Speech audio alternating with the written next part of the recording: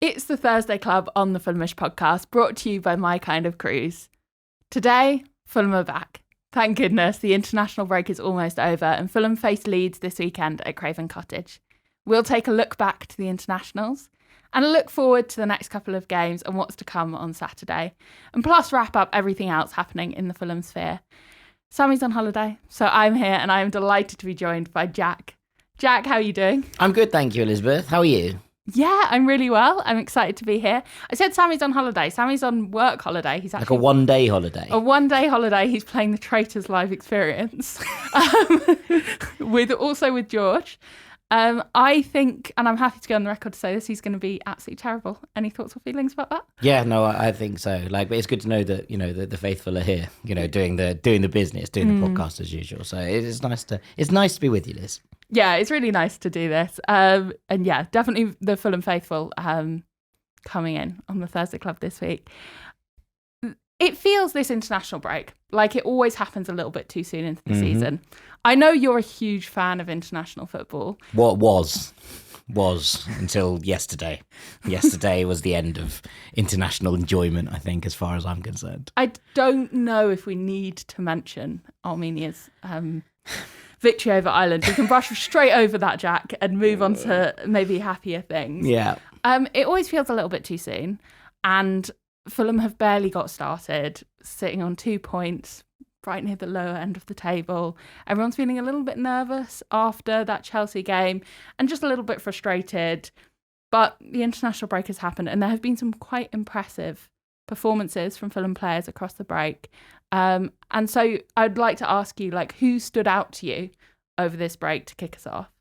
Well, it's a funny one. Calvin Bassey scored his first Nigeria goal, which was nice. And it is a really Calvin Bassey goal in that he's clambering all over the goalkeeper on the line to head it in. And I'm just really pleased for him. But you could see in his face how much it meant to him. Yeah. He played 90 minutes in both games for Nigeria. They beat Rwanda 1-0 and then drew 1-1 with South Africa, as did Alex Iwobi. Sami Chukwueze only making a brief appearance in a Super Eagles shirt. He got 12 minutes in that second game as Nigeria pushed for the win. They're in a little bit of trouble. They've got 2 games left in this campaign. They really, really need to beat Benin on the final day. They're currently 3 points behind them, and also they have an inferior goal difference. They play Lesotho in the penultimate game, but the Benin have a really winnable game in that one as well. So it's going to come down probably to that final day. So it's going to be really interesting to see if Nigeria can work their way into the playoffs for the World Cup, because obviously a vested Fulham interest would suggest that we would like to see Calvin and Alex and Samu now, obviously, at the World Cup next summer.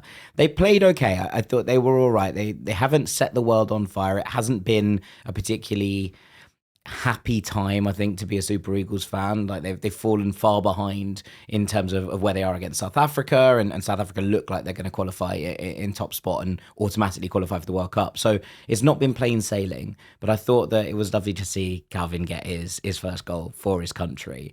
And Alex, I thought, played well over his 90 minutes in both games as well. I would have liked to see a little bit more of Chukwueze, just getting him into match fitness. You're kind of do we need 90 minutes from both Bassey and Iwobi in both games? From a Fulham perspective, I'm not suggesting from the Nigeria perspective, they definitely needed them. But obviously that's a little bit. But I would have liked to see maybe Samu get maybe half an hour in both games to just start to sharpen him up. But we'll get on to Leeds and what that means and where he features a little bit later. Yeah, I mean, I guess we'll come on to Fulham's record after international breaks a little bit later. Yeah. But I do think at this point of the season, it is just nice to be getting those very competitive minutes into the legs. Feel good about that. Feel good about the fact that they both played 90s. And I loved Calvin's goal. It's clear that he loved it. His celebration is so charming. Alex going straight over to him afterwards as well is super nice. It's just they actually genuinely are just best buds. Best buds. And the way that he outmuscled the goalkeeper by just being a tank was incredible. I loved it. From one goal to another, from one goal scorer to another, Raúl Jiménez with a lovely header. Cracking header, this. Yeah, I thought a really nice goal. Really impressive that he managed to get to that and score it.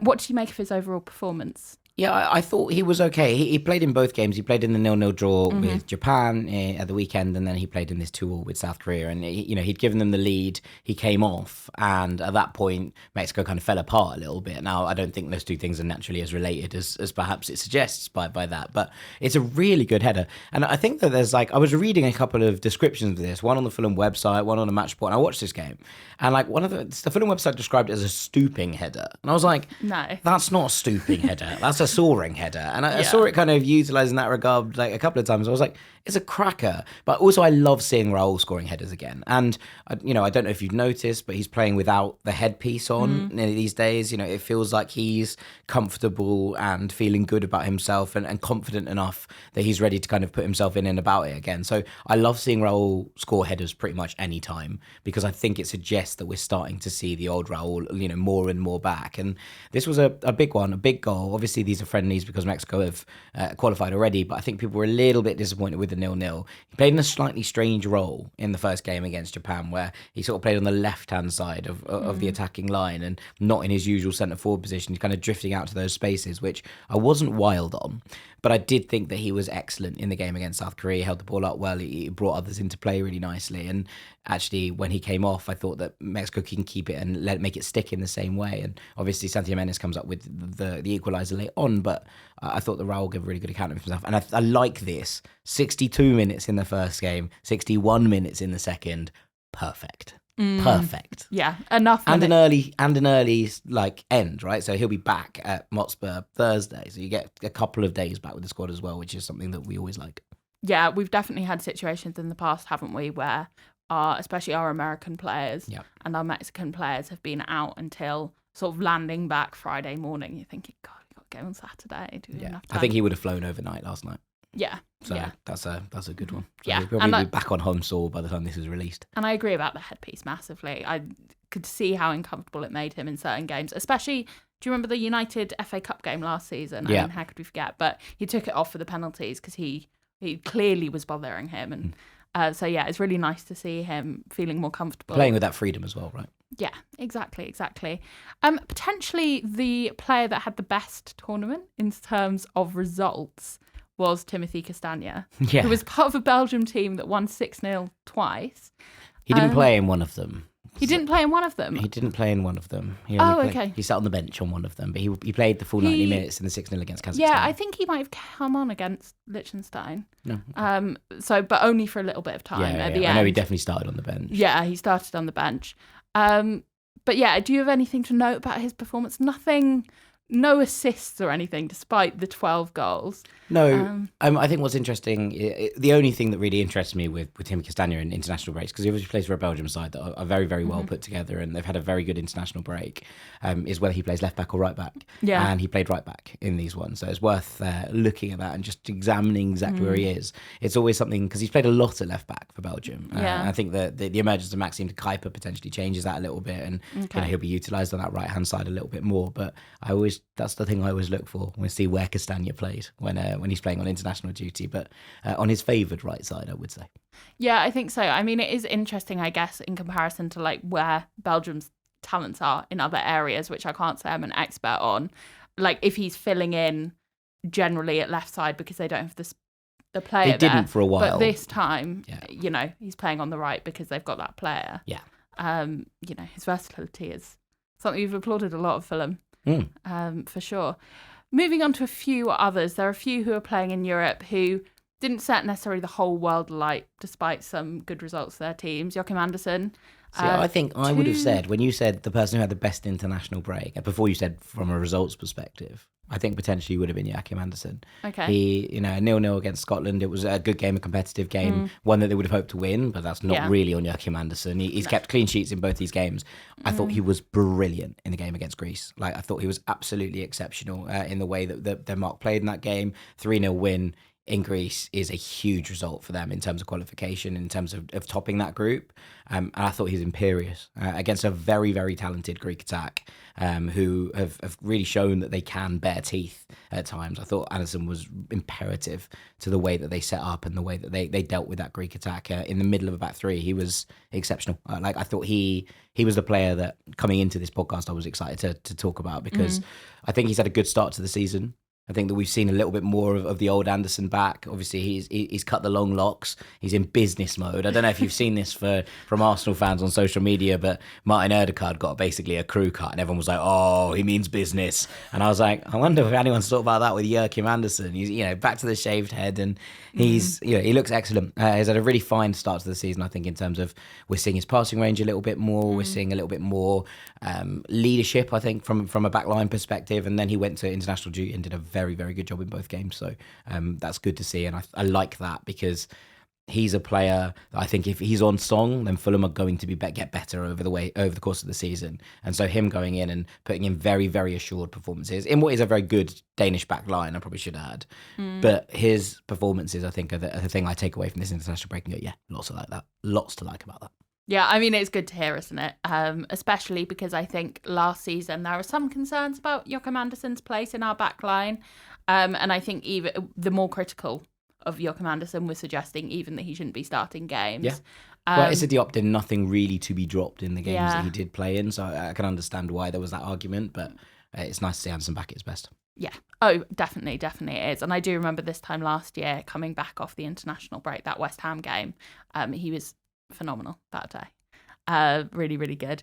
A few others playing in Europe. Sandberger played for Norway in very successful wins. And record-setting win. An 11-1, which is honestly like mind-boggling in terms the highest of numbers. scoreline ever in a World Cup qualifier, I believe. Is it? I mean, I don't know if we can learn very much from Sander Berger's performance at the base of midfield in a game that Norway won 11-1, but he was fine in that game. Yeah. I thought actually he played quite well in their friendly win over Finland. He only got 45 minutes. There was a lot of changes in that, but that was a more competitive game, and I thought he had a little bit more to do. That was a decent performance in what is a very talented Norway team. Yeah, definitely. And then obviously Lukic, all the England fans will have seen him in action last night against England in that 5-0. Picked up a yellow card. Yeah. Absolute vintage. Early doors. Yeah, maybe Jack Kelly's prediction of 18 yellow cards this season, if it includes international Does it include games. internationals? That is the big question. Jack, get in touch. And then also Wilson played in both the games. For Wales. But the player that I think we probably should finish this little international roundup on is Luc de Fougerolles. Yes. Who has played in both games against 2 clean Canada. sheets. 2 clean sheets. He played full game against Wales and almost a full game against Romania.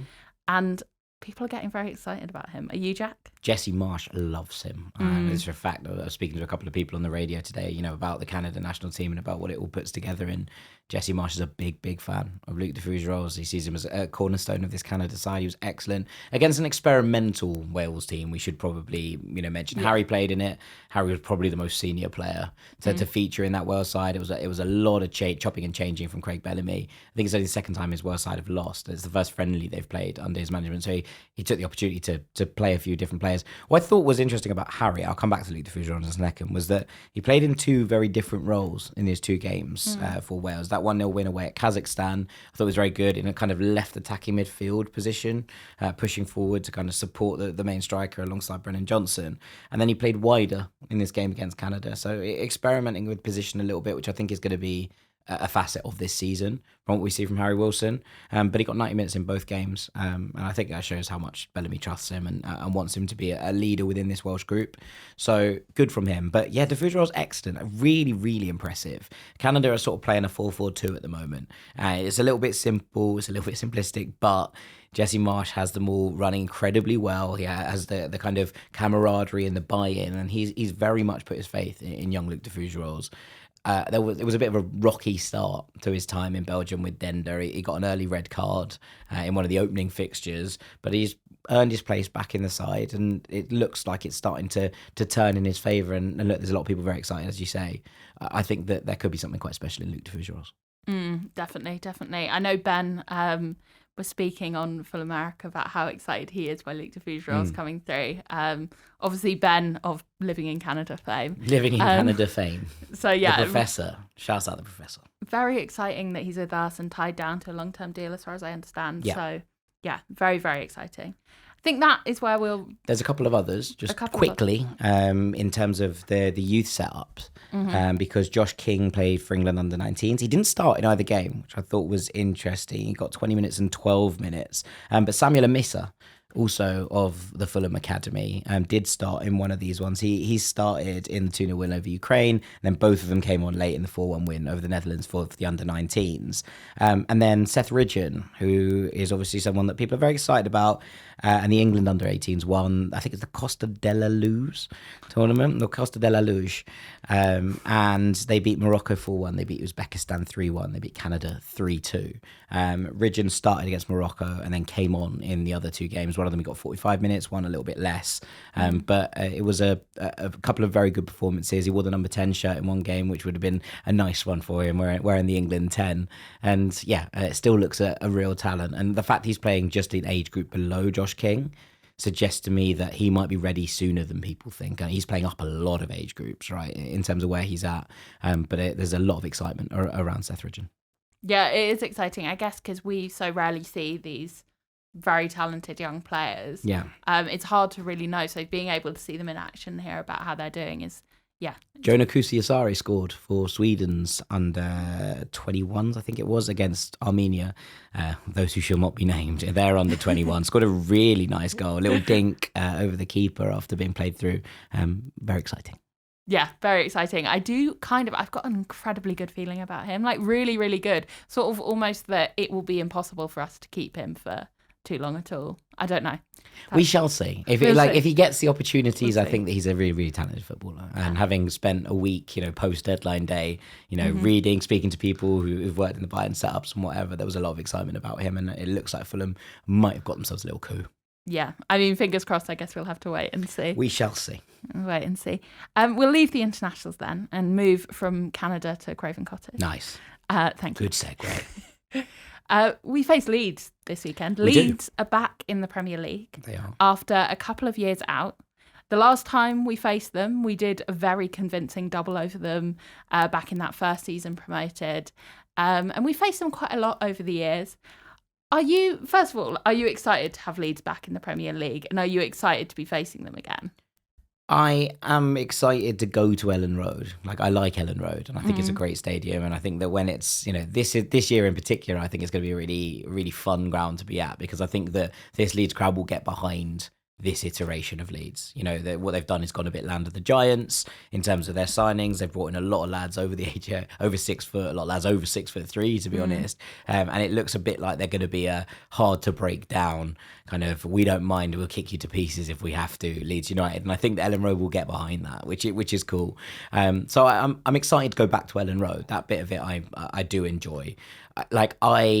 I'm probably more excited by Sunderland being in the division than I am by Leeds. I've got a real soft spot for that neck of the woods, having spent a number of years up there. So it's a place that's close to my heart, and a lot of my good friends are Sunderland fans. So I do really, really enjoy having Sunderland and the old Black Cats back here in the division, probably more than Leeds.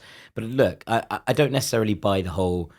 In fact, I don't buy at all the thing that people deserve to be in a division. You deserve to be where you are, right? As in Bournemouth and Brentford, for example, have earned their stripes in terms of being in the Premier League, and what they've put together, the size of their stadium or the historical size of their fan base, makes no difference as to whether they should be there or not. I think that's an absolute nonsense argument. And when people are like, Leeds deserve to be here, I'm like, well, Leeds deserve to be here this year because they were brilliant in the Championship last year and they got promoted. That's why they deserve to be here, not because Ellen Road is a good stadium or because Leeds have a big fan base because they were good in the 90s. That's irrelevant.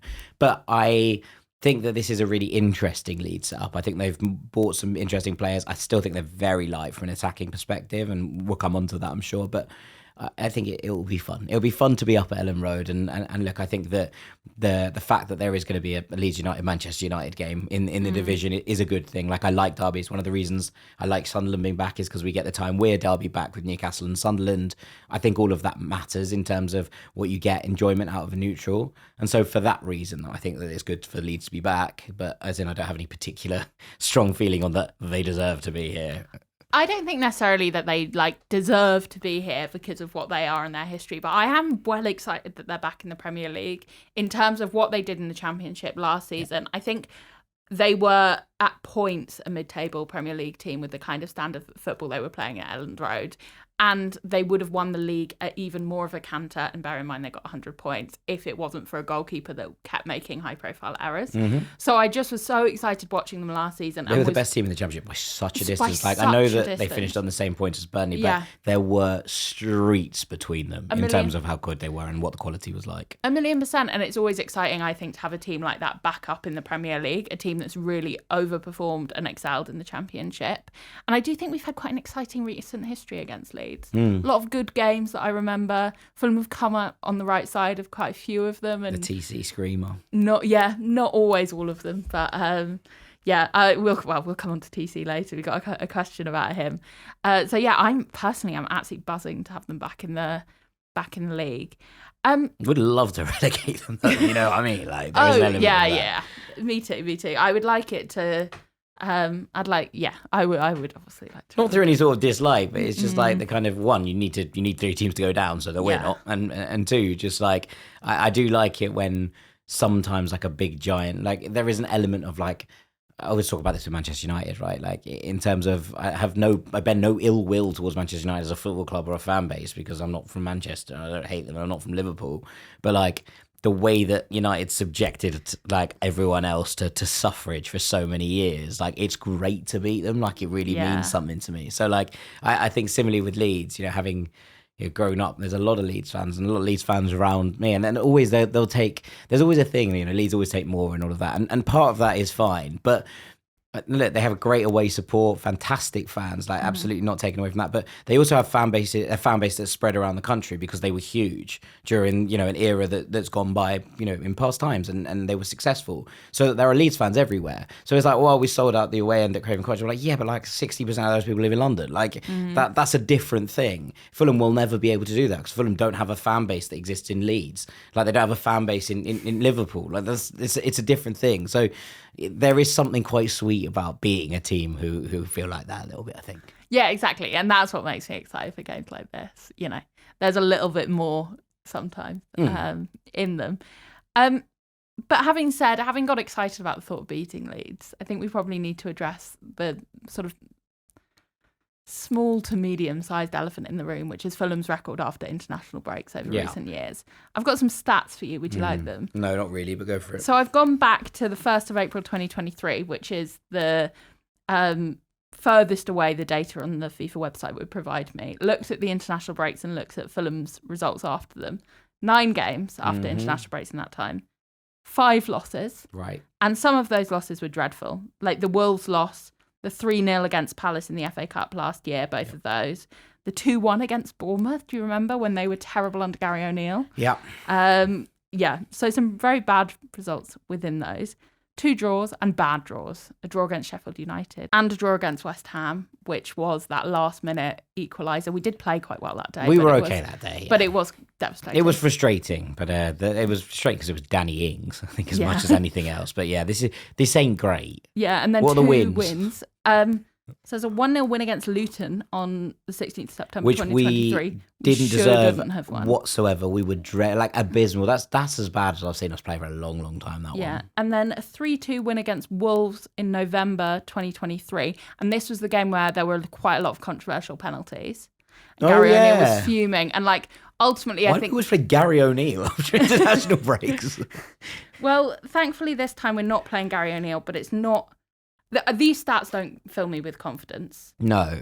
Why do you think it always goes so badly for Fulham after international breaks, Jack? I don't know. It might be about rhythm. And honestly, like in the last couple of seasons, I think what's been interesting is that international breaks have come often at a point for us where we've been like, no, we don't want to stop. We're rolling.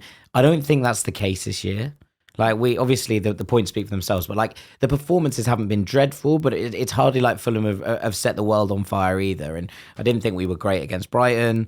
I thought that we were fine against Manchester United, and I thought that obviously first 45 we were okay against Chelsea. We were pretty good. Like So it's not like we've come into this international break and been like, oh, God, the momentum's gone. It's like a momentum killer. I wonder if that has an effect in terms of Silva being able to be like, right, okay, I got a few more players in and I'm able to just kind of settle it down. Because what I think could be really interesting here is what we see from Marco Silva in terms of this lineup and the way he attacks this game. Because it's one thing playing a Timmy Castagne at right wing back, however you want to phrase it, in those games, against Manchester United and Chelsea away. Fine. Like, I can understand the concept there. If we were to see something similar here, I think that would make me quite uncomfortable. And so when you're looking at it from that perspective, what do we want to see? Well, I'd like to see a genuine 4-2-3-1 with potentially, the option to move Iwobi centrally at some point and allow us to get into those areas. I'd like to see Kevin start because I don't think Chukwueze will start. I don't think that after being on international duty, but Marco Silva's had 2 weeks to sit there with Kevin and potentially sit there with Muniz and be like, right, how are we going to get you two combining? He's had that time there with Emil Smith-Rowe in there as well to be able to kind of look at this and say, right, is this what we're going to go with? I'd imagine it's probably Harry on the right-hand side still, but I wouldn't be shocked if he went with an Adama just because he's had the entire international break with that front four and he's been able to drill it and been able to work out some transitions. I still think it will be Harry. But it wouldn't shock me if we see a lot of players in this who are like, okay, we're going to be there and we're going to work on that. And working on that as an attacking unit, if they've been able to drill those four together in terms of how they approach it and what this looks like from an attacking perspective, I wonder if that's something that Marco will lean on here. It's an interesting point about the new signings, I think particularly. Fulham is famous obviously for doing quite a lot of business on deadline day, but this feels like the first time genuinely that we haven't had anyone in before this international break. I mean, I know Benjamin Lecomte, and shout out to him, came in earlier in the summer, but we saw him play against Bristol City and you can only shine so much as a goalkeeper, really. Yeah, it was fine. Whereas in this, it is really exciting to know that we've got all these new players in. New wingers in particular. This is the first time we've paid a fee for a winger since we made Harry Wilson's loan permanent. Wow. There you go. My goodness. That is a great stat. There you go. That's a great fun stat. fact for you. Yeah, so it's exciting to think that, especially as Marco has had this time with these new players, what might be coming. What are you predicting then for lineup? I personally think he will go with Wilson. I think you're correct. And do you think the rest of the team kind of picks itself in terms of what we're used to, or do you expect any changes or swaps? No, I think it's Leno. I think it's Tete. I think it's Bassey and Anderson. I think Robinson comes back in. Okay. I think we see Jedi here. I feel that this break, he was very close to being called up for the US. Yeah. And, we've obviously seen him make his return in substitutes. I think 2 more weeks of being able to kind of work him back to full fitness. I expect to see Jedi start at left back. Then it'll be probably Berger and Lukic to start with, although I wouldn't be surprised if he changes that at half time because this could be a really interesting out. I'll come to the actual game in a second because I think there's some big thoughts on that. I think it will be Smith-Rowe because King's been away. I think he might go Smith-Rowe, Kevin, Wilson, Muniz. That's what I think it will be. Interesting.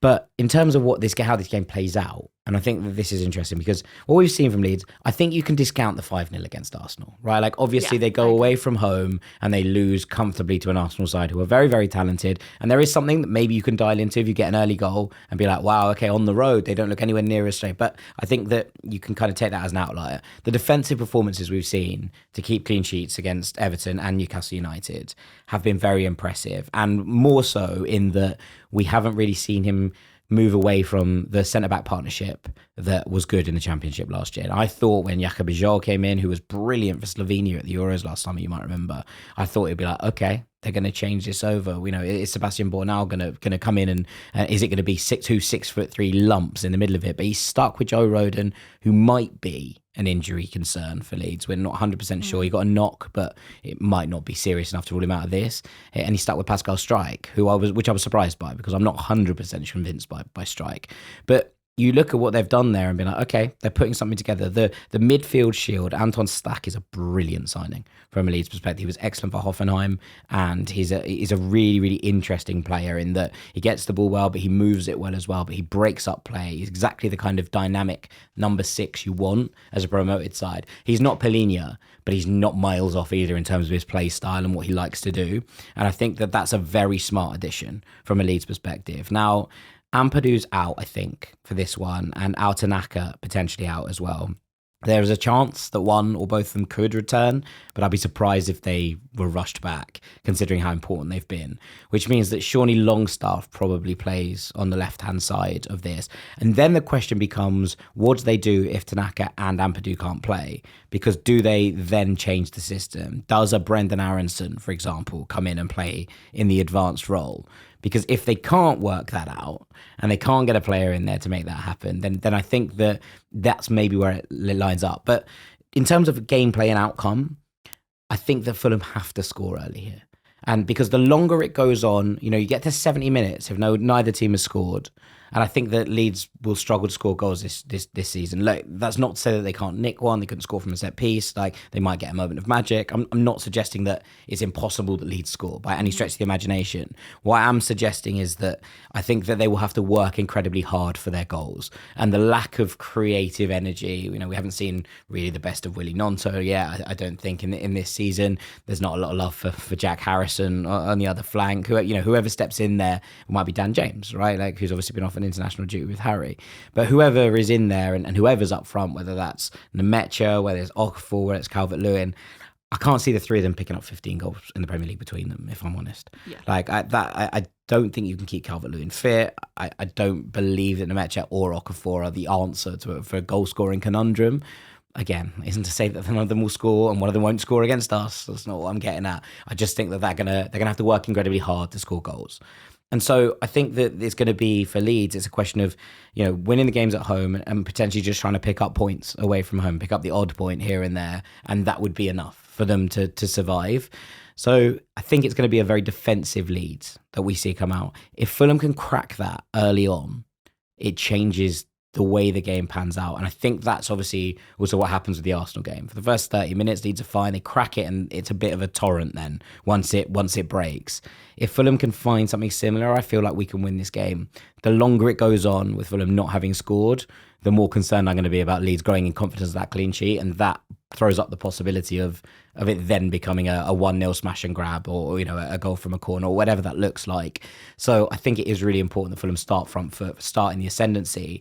And that's why I think I would be very disappointed if we see a similar formation to what we've seen at Chelsea and Man United from Silva in this one. And I think he will go more front foot. Yeah, I hope so too. I was speaking to Chris from the Square Ball earlier today, and he was talking about how much Leeds have struggled to create chances this season. He said Leeds have not created a single clear-cut chance this season, which I thought was very interesting and very telling. So I'm hoping that we're able to put an early goal past them, make them a little bit scared, and force them to come out, right? Yeah, and then sail towards a comfortable win. It'd be so nice to win a game comfortably. It would be so nice to win a game. It would be nice not to chase a game as well. Yeah, it would be. It would be. I mean, there are a lot of things that it would be nice to. Fulham haven't been ahead this season. Actually, that's a lie. Fulham have been ahead for the 5 seconds between Josh King's goal and the VAR check this season. That's the only time we've been ahead in a Premier League match. So it would be nice to be in the lead for once. Yeah, it definitely would be. That's all we got time for in part 1. In part 2, we'll be covering a bunch of listener questions, from Tom Cairney to the dust settling on the transfer window. And Jack and I are going to be pitted against each other in a Fulham quiz. Don't go anywhere. Welcome back to the Fulhamish podcast. This season, we're brought to you by My Kind of Cruise. And Jack, I've got a cruise-related question for you. My Kind of Cruise has genuinely tens of thousands of cruises you can go on, which is pretty mind-boggling. But today, I wanted to ask, as I know you're a big fan of international football and following teams all around the world, if you could go on a cruise and stop off anywhere to watch a football team, who are you watching? I think I would probably sail into the mouth of the River Plata and stop at the Bombonera, just by the sea, to watch Boca Juniors. That'd be pretty special, I think. That's where I'd go. That does sound pretty magical. I was having a look and looking at my kind of cruises trips to Naples and thinking that I would definitely go and watch Napoli. That's an absolute bucket list trip for The me. Maradona is very special. It's a very, very special place to watch a game of football. And I watched a quite poor Napoli team there, and it was still just absolutely magical. So, yeah, would highly recommend. Yeah, Fulhamish this season is brought to you by My Kind of Cruise. My Kind of Cruise is the world's first cruise booking app and website. It's founded by a fellow Fulham fan. So when you're booking your cruise on My Kind of Cruise, you're supporting one of our own. And there's an exclusive discount for Fulhamish listeners. If you go to mykindofcruise.com or download the app on the Google Play or Apple Store and enter the code Fulhamish at website, you'll get that exclusive discount. Thank you very much to My Kind of Cruise. Jack, I have got some questions for us. Let's do it. From the inbox. Thank you to everyone who's got in touch. hello@fulhamish.co.uk for anyone who wants to get in touch in future. We've got some exciting ones this time, sort of touching on stuff that the dust has settled on and also looking a little bit towards the future. So we'll start with a question about the transfer window from Richard Hurst, who listened to the Jack and Joe Show Times Thursday Club collab. Probably the biggest crossover since McBusted, which is what Jordan Wilson-Pierce said when he was trying to think of big crossovers in The Office. Right. Yeah, so I think I prefer Tammy's Avengers analogy, I'll be honest. He said he'd just finished watching the Transfer Deadline Day podcast and was a little bit concerned about the complacency on the show. He said the most thing that he's concerned about is the fact that we didn't score enough goals last season. And even if we count Josh King's goal, which we maybe can, but maybe cannot, we've only scored 3 goals this season. And we have only added a third choice striker who might be one for the future, but maybe not one for now, even though I think we're both very excited about him. He's worried that Raúl's best days are behind him and that Muniz is never going to be a really consistent scorer, and is a little bit worried about our goal output this season, especially with our midfielders like Sanderberger and Sasha Lukic not offering that much in goal attempts. Personally, I'm feeling pretty calm myself about the fact, especially considering you've brought in so many wingers. But what do you think about this? Yeah, I mean, look, last year, what we saw from Raúl and Muniz combined was a perfectly fine goal total for a Premier League striker. And it's not like one of them was playing off the bench and, you know, and being utilised in a certain way. And it was, you're adding them together, but one of them has 75% of the minutes. They shared minutes pretty, you know, put together.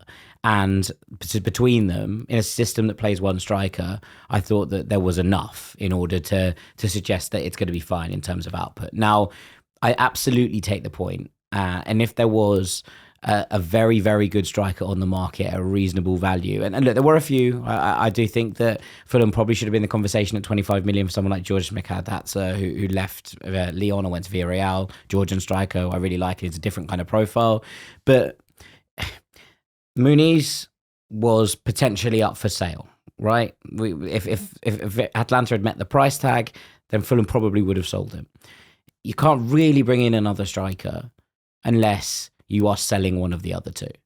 And whether that was Muniz or Raúl or however, you know, you wanted to look at it, one of them had to go, I think, before you went and spent money on a top level striker, because there's no way that you could bring one in and be like, one of you is going to be third choice. Neither of them would have stood for it. And I think that probably puts them in a slightly difficult situation. Like Marco said, I want a third striker. Well, the only things you can do there are bring in an absolute veteran, or you bring through a youngster from the academy, or you bring in a youngster, which is what we've done from in Jonah Kusiasare.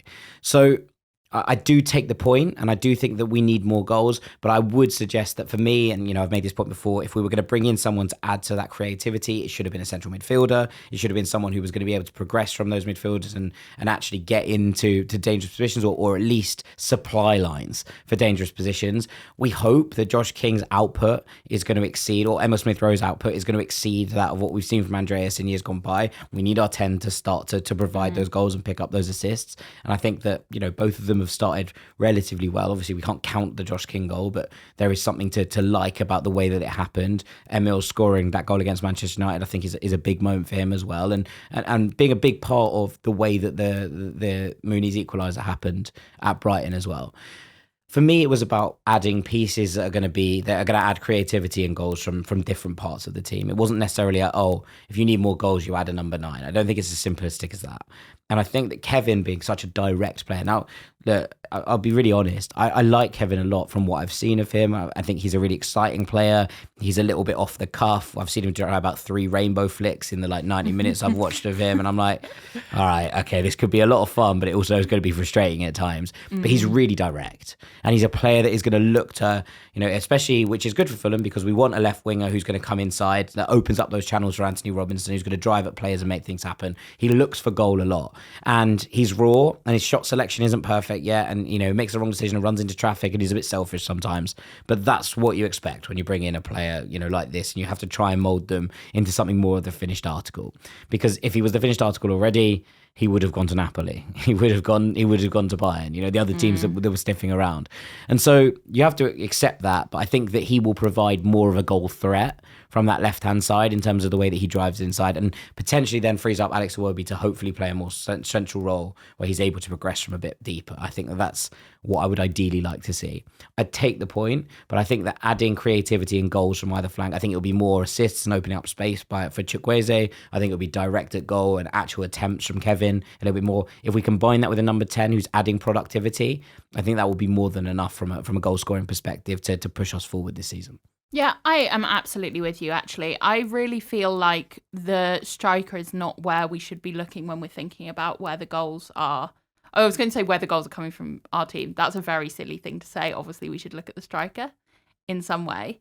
But I think it's more that the concern has been that the goal output hasn't been coming from our midfield in the same way. And I think we're still missing João Palhinha in that goal scoring and goal offering sense and assisting sense as well. I saw incidentally that the Athletic ranked every single one of the summer signings, and João Palhinha to Tottenham Hotspur was top. And while I wish him all the best, it did make me feel slightly sick. So yeah, I mean that was a rough part of the international break. So yeah, I do, and I am excited by our wingers and the fresh wingers that we've added for sure. I'll move us on to a question from Tony Crivelli, who uses a very funny turn of phrase that I enjoyed very much. This is about Marco Silva's manner on the touchline. Hi guys, obviously we've been getting the rough end of the pineapple with refs this season. I'm not going to ask any further questions on that one, I don't think. What really worries us is why this is happening. When we see Marco lose his mind at the ref for a dodgy call, or even worse, when celebrating an equaliser in the manner he did against Man United, I fear he is setting up the team for more dodgy calls, or just as worse, a defeatist response to them. What do you guys think? Love from Tom and Tony from Melbourne, Australia. Amazing. Thank you. I completely agree. I've said this before. Like, obviously, what happened at Chelsea was incredibly frustrating, and to get the apologies afterwards, etc. Like, I get it. I think that Fulham have been on the end of a couple of really bad calls already. One of them not going for us in the game against United. I think even you could point to the ones against Brighton, which I think were questionable in terms of there was a soft penalty given at one end and there was none given at the other. I'm not one of these people that subscribes to the idea that, there is, a conspiracy. And I definitely don't think it's a conspiracy for Brighton to beat us. Do you know what I mean? Yeah. Like, there is a level of this that I think that decisions do tend to favour the big six, not necessarily because people are being paid or anything like that, but because I think that there is a natural bias towards teams you expect to be winning almost in situations like that. So I think that exists, and I don't think we're ever going to change that. It's just an unconscious bias that exists within the world. But I do think that Marco's continued riling of referees cannot, I've said this before on the podcast, this isn't new, can't end well for us. Now, there is obviously a level of it where at the moment he has the kind of benefit of the doubt because the decision in this case is something that's been backed up by pretty much everyone on social media. Everyone's like, that's wrong. Fulham shouldn't have been punished in that manner. So at the moment, Marco Silva being like, the referee's decision being wrong there is fine, because in the context of the PGMOL apologising for what's happening here, then you can get away with it. But I do think that kind of abrasive manner does tend to will count against us over the course of the season. I think the referees will be more reticent to give us decisions when they've got Marco barking in their ear. And look, this isn't to say he's wrong. Like, there is a level of that and the passion for it, and it's almost a kind of supporter level of passion that I really appreciate and I love. But from a slightly different perspective, Marco waiting on the touchline for the referee at Chelsea to come off the pitch, as in watching it was funny, and everyone's like, "Wee," and the concourse was like, "Get him, Marco!" Obviously he was never going to hit him or anything like that. I'm not suggesting that, but what I want from Marco Silva is to get into that dressing room and be like, right, regroup, get your heads together. And instead of he's going in absolutely hot-headed, being like, it's a joke, it's a fix, etc. Like, surely that doesn't help from a Fulham perspective. There is a level of, I do want him to just be able to control it slightly better. But on the other hand, would you trade the passion that he has for the football club? So, I'm not speaking out and saying that he's wrong or that it's not fair that he does what he does, or it's not great that he does what he does. I think it probably counts against us. But ultimately, on the other side of that, it's great to have a manager who cares about these calls so much that it gets to them and it riles them in the same way. And I'm not... I'm aware that that's not something that every club has and everyone has to, at their disposal. And we should be grateful that Marco cares as much as he does at the same time. But I do think it counts against us. I'm sort of with you. I think that it's an interesting one in the context that we're in at the moment, in terms of the fact that it's coming straight after that Chelsea result and that Chelsea decision. Mm-hmm. And I think usually I would say, Marco, please be calmer. But on that, and I sort of said it on the quick take, I just don't understand how you could be. And maybe I'd like maybe. But it's not. If every decision was the Chelsea decision, I would be like, yeah, fair enough. But we're seeing him lose his rag in the Brighton game, for example. Decisions that I think could have gone our way, sure, but relatively 50-50. And I think that's where it starts to be like, just let's get on with it. Like, I do think generally, and let's take the big six out for a second, it tends to even itself out between the other clubs over the course of a season. I don't think we're going to get a decision as egregious as the one that was given against us at Chelsea for us this season to balance it out.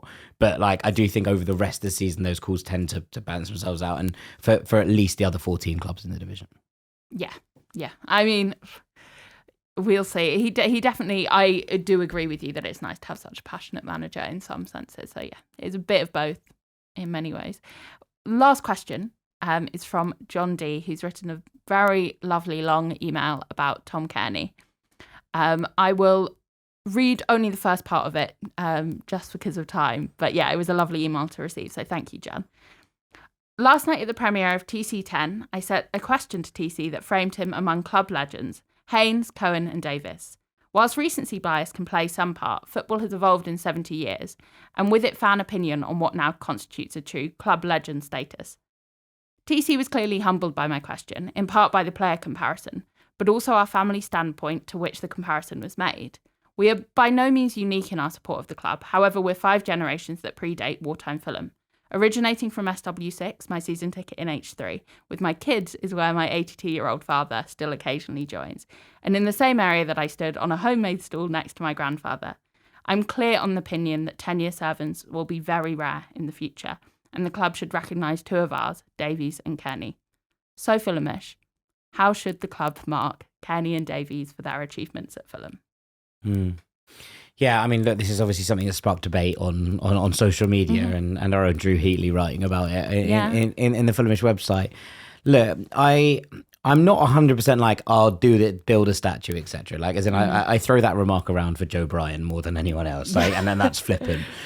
But I do think that there has to be something here. Look, Fulham, maybe you can make an argument. They'd be like, look, what Johnny Haynes did and what Sir Johnny Haynes did and what George Cohen did with the football club are different in terms of where they have statues at the club and nobody else does. But I would kind of counter it slightly. Obviously Sir Johnny Haynes has a stand, which is, the highest honour I think you can ever be given at a football club. And I don't think anyone is sitting here saying we should make the Putney End the Tom Cairney stand, right? But I do think that Brian McBride, who was at the club for far less time, and look, Brian McBride is a Fulham legend and someone very close to my heart, a lovely, lovely man with the best of intentions and a genuinely brilliant human being to have been an ambassador for this football club. But Fulham named a bar after Brian McBride in the stadium, right? McBride's was there for a long time. And you would argue that Tom Cairney has been a greater servant to the football club than Brian McBride was. I think that's not a particularly controversial statement, given the length, given the duration, given the moments that he's put together for the club. So where's the middle ground? You have to go above a bar, but below a statue. There's not loads of give, is probably what I would say about this. We have two legends in there. And look, to be honest, the person I would add to this list when we're all discussing it and to the email is Simon Morgan, who should always be included, Mr. Fulham, in these conversations about people who have been absolutely transformative and crucially important to the football club. But I do think that when you're looking at someone like a Shawnee Davis, someone like a Tom Cairney, there has to be something more. And we have to be able to recognise our modern legends in a different way. It might not be a statue, but I don't think if Fulham built Tom Cairney a statue, it would be egregious. Like, I don't think having players in that situation, I think you would have to build Shawnee Davis one as well. Like, I really do believe that. But there is a level here. I think both of those players need to be recognised for what they brought and what they did for this football club. Now, Sean is obviously back as part of as an ambassador for the club. He obviously speaks around it and does various bits for the club.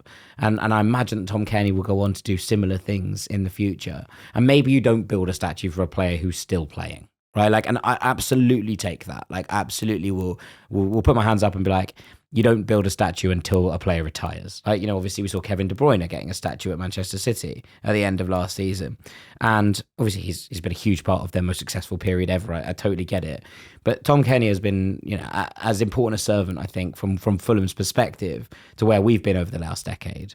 Now, obviously those heights are different. I'm not suggesting that just because someone was in those categories, and City are doing a lot of modern legend statue building at the moment. I don't think that's a bad thing. I know that there is a level of it where you go, okay, what's the benchmark? There should be a very, very high level to be rewarded with something like that. But I think that, in the modern canon of Fulham Football Club, at least in the period where I've been alive, the only three players I would have in this conversation are Simon Morgan, are Shawnee Davis and Tom Cairney. And I think that there has to be something more than, what we're giving. This isn't a Forever Fulham award. Do you know what I mean? As lovely as they are and as great it is to see legends back on the pitch, there needs to be something more than that for someone who's done a decade of service. And I think that, Tom Cairney does belong in that company that we're talking about there. Your Haynes, your Cohens, the players who have kind of shaped this football club over a long period of time. I think, as you say, Gordon Davis in there, Simon Morgan in there, Chris Coleman potentially sits in that category as well. Sean Davis, Tom Cairney, these, when we did Mount Rushmore the other week, we did our personal ones, and I said that the kind of all-time one, taking all of the what I've seen, etc., out of it, is probably, those three: Cohen, Haynes, Davis, and Morgan. That's probably where I'd have it. But we're in a category here where we're looking at Sean Davis and Tom Cairney would have been my next picks, and I think that for me speaks to something more than just saying thanks a million, Tom, when he leaves after. I think there should be a testimonial. And I think that Fulham should be able to honour him in some way. Maybe that is a bar. Maybe that is something like that. And you look at it in the future and rename it. But if we set the bar with McBride, then I think that Tom Cairney has superseded that. Mm-hmm. Thank you, Jack. And now I believe we're going to throw to our illustrious quizmaster, Fred Cooper. Hello, everyone. Hello, Freddie. It's lovely to be on. Lovely to be on the mic. Right, so listeners should be familiar with the Guess the Career Path. So we're going to do 8 questions. The first one, the first 3 I'd say are quite easy. I don't want to put too much pressure on Liz and Jack. I'm bad at this game. Do you remember Sammy smoking me at this last year? I think that was last year. Yeah, last season. Yeah, I don't think you got that badly smoked though. I think it was quite. You beat me 4-1 in one of them, and then the other one we drew. So it wasn't like end of the world stuff, but it was. It is embarrassing getting beat by Sammy James. I feel like the next quiz, this is kind of like whoever wins this then gets to play Sammy. It's like having the pool table at a pub. Yeah, something it's like killer. that. Yeah, it's killer. Winner stays on. Exactly. So the first player I have is he started his career at Everton. Then he proceeded to Bolton Wanderers. Then, after Bolton Wanderers, Wigan. Liz, you giving me baby? Is it Robinson? It is Anthony Robinson. Yes. And it is 1-0 Elizabeth. I don't remember the Bolton spell. Yeah, he had a brief spell at Bolton. Was it alone?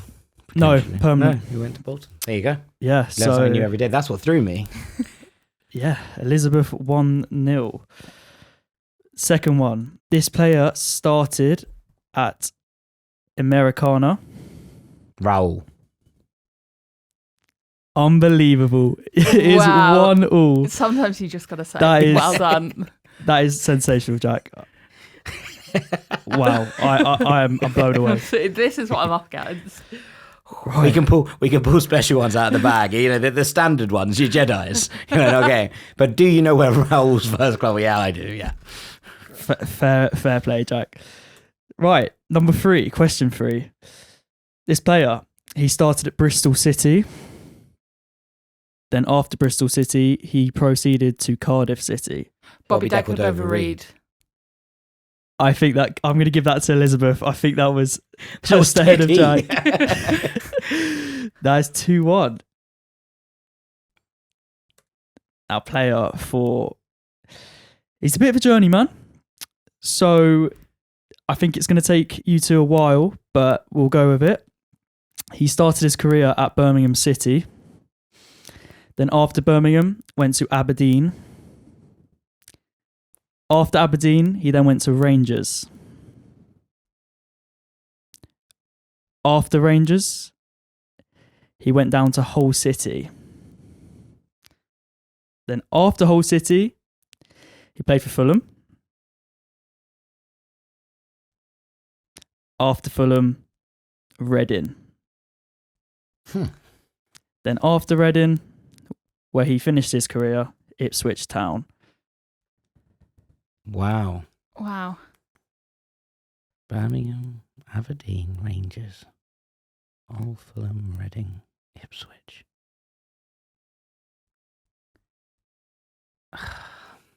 Can we have a clue? Like a sort of year that we're looking at? Not a year, but sort of an era, maybe. The era of Visit Florida, Fulham. Yeah, I was going to say Richard Stimmer, but he was Wolves, so it's not him. But we're in that kind of ballpark. I'm going to give you... He played in the 2016-17 season where we got knocked out by Reading in the playoffs. Oh, no, sorry, never mind. Is it Sean Aluka? It is Sonny Aluka. Oh, well done. I don't remember a spell in Scotland. That's wild. Yeah, that really did throw me That off. really threw me. I think you could have given me maybe all day and I wouldn't have got that. Well done, Jack. Right, scores a level, 2-2. The next player. He started his career at Southampton. Then after Southampton, came to Fulham. Harrison Reed. Is not the right answer. Mm-mm. After Fulham, went to Burnley. Then after Burnley, went to Reading. Then after Reading, West Bromwich Albion. Then Derby County. This is Championship journeyman, absolute heritage. But then after Derby County, he returned to Fulham. Derby County to Fulham. Signed from Southampton.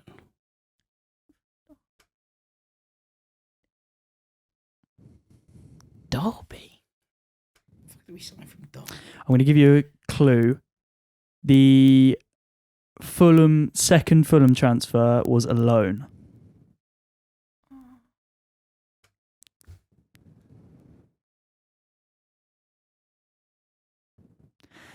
And I'm going to give you another clue. He was a very important part of our fantastic Europa League run.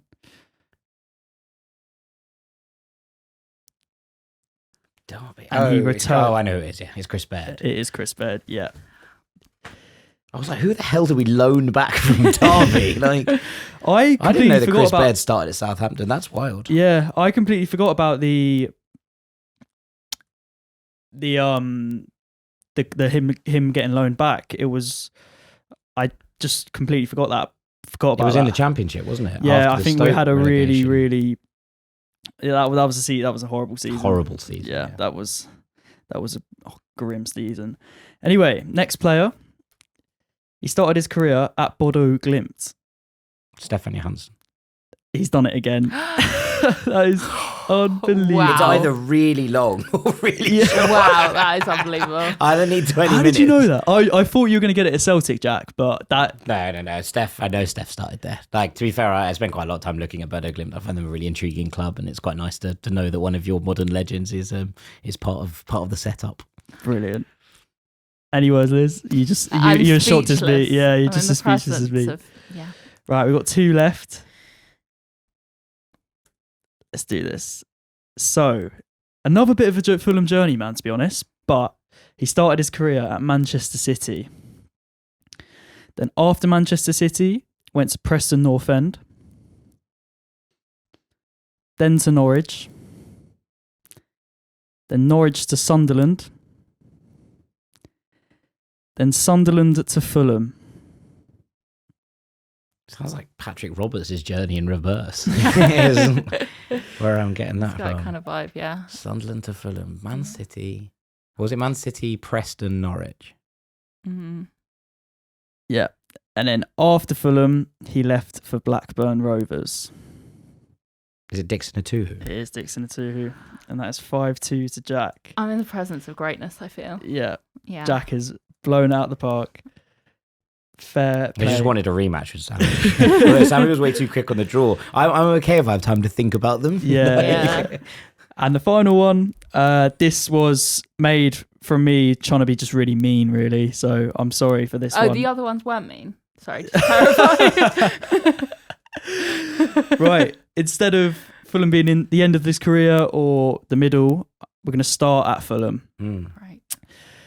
Then after Fulham, he went to Lincoln City. Then Lincoln City to Blackburn Rovers. Then from Blackburn to Charlton Athletic. Elizabeth's had enough of this. Is it Stephen Sessegnon? It's not Stephen Sessegnon. It's a good guess. That's a good guess. Then after Charlton, Peterborough United. And this player is still playing, but he is playing for Stockport County currently. Mm. This is people playing at home. If you get this, honestly, fair play. This is the ultimate Fulham quiz question. It's not him, but is this like Dennis Adinaran era? It is Dennis Adirac. Is it Tayo Edon? It is Teo Edon. Yes. Wow. Okay. Fantastic. 6-2.